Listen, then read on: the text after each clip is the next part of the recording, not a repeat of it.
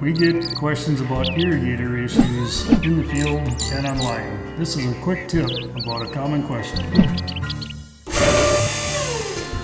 So one of the questions we get asked about is end guns and why they aren't working properly. For an end gun to work properly, you need the bearings to be in good shape in the drive arm and the main bearing, lower bearing.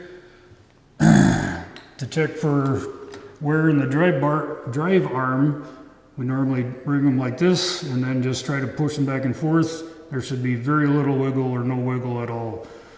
If there is wiggle in there, then your seals are most likely bad and your bearings are getting corroded. Your drive arm or your lower bearing should ride really smoothly in both directions with very little drag.